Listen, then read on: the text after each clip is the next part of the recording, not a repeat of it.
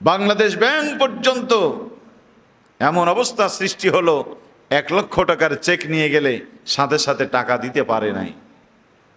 কিন্তু সেই সময়ও ইসলামী ব্যাংক বাংলাদেশ লক্ষ টাকা না, কোটি টাকার চেক বসায় রাখে না, গ্রাহককে সাথে সাথে দিয়ে বিদায় করেছে। পড়েন আলহামদুলিল্লাহ।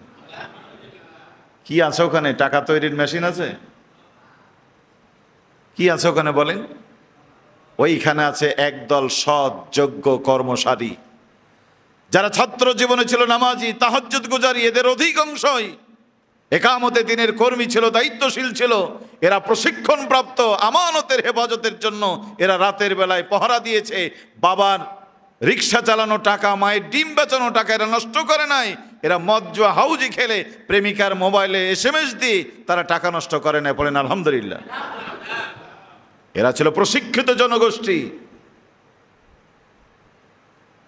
এরা আল্লাহকে প্রায়োরিটি দিয়েছে। আজান হয়ে গেছে, সমস্ত কিছু বন্ধ, আগে নামাজ তারপরে কাজ। কি ঠিক না বলেন? একদল সৎ যোগ্য লোকের কারণে আল্লাহ রাব্বুল আলামিন এই ব্যাংকে এত বরকত দিয়েছিলেন। করোনাকালীন সময়ে এই ব্যাংকের কোনো ক্ষতি তেমন লক্ষ্য করা যায় নাই। পড়েন আলহামদুলিল্লাহ।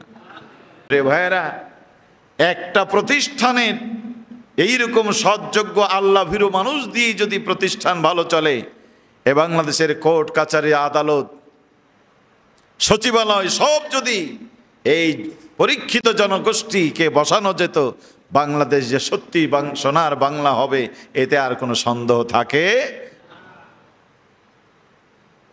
মাত্র 2টা বছরে ব্যবসা এমন লাভ, খাদিজার নজর গিয়ে পড়ল, আর প্রস্তাব দিলেন এখন আর ম্যানেজার নয়, এ ব্যবসার মালিক তারে বানাবেন। পড়েন আলহামদুলিল্লাহ। আবু তালিবের সাথে পরামর্শ করে নবী রাজি, খাদিজার সঙ্গে বিশ্বনবীর বিবাহ হয়ে গেল। আরব দেশের অদ্বিতীয় ধনীতে পরিণত হয়ে গেলেন আমার নবী। আল্লাহ পাক বলছেন, আলাম ইয়াজিদকা ইয়াতীমান ফাআওয়া। ও নবী, আপনাকে কি আমি এতিম অবস্থায় পাইনি? তারপরে আপনাকে কি আমি উন্নত করে দেই নাই? পেয়েছিলাম, এতিম করে দিয়েছি, আপনাকে উন্নত জীবনের অধিকারী। পড়েন আলহামদুলিল্লাহ। খাদিজার এই সম্পদ নিয়ে দুঃখী মানুষের পাশে দাঁড়ালেন, আত্মমানবতার খেদমতে দাঁড়ালেন, মানুষের মুখে হাসি ফোটাবার জন্য তিনি কাজ শুরু করলেন।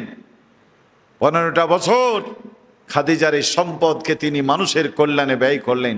পড়েন আলহামদুলিল্লাহ। প্রথম যখন ওহী আসে, নবীজি ভয় পেয়ে গিয়েছিলেন, গায়ে প্রচন্ড ধরনের জ্বর উঠেছে।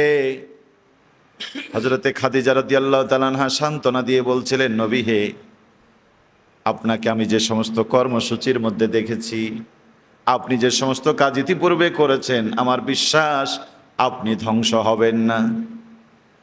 ক্ষুধিত মানুষের পাশে যারা দাঁড়ায়, অনাথ মানুষের পাশে যারা দাঁড়ায়, এই জাতের মানুষ কোনোদিন ধ্বংস হবে না। ধ্বংস তো তারাই হবে, ক্ষুধিত মানুষের পেটে লাথি মেরে যারা তাদের খাবার কেড়ে খায়। বলেন ঠিক কিনা?